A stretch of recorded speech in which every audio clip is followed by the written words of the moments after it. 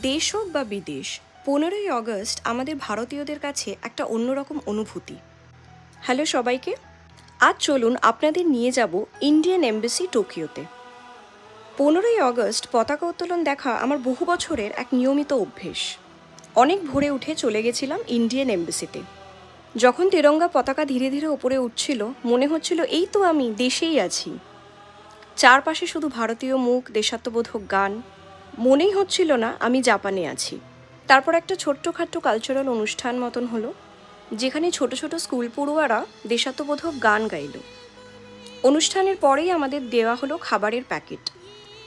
আমি ছোট থেকেই এই সমস্ত ইভেন্টসে সবসময় পার্টিসিপেট করতে ভালোবাসি।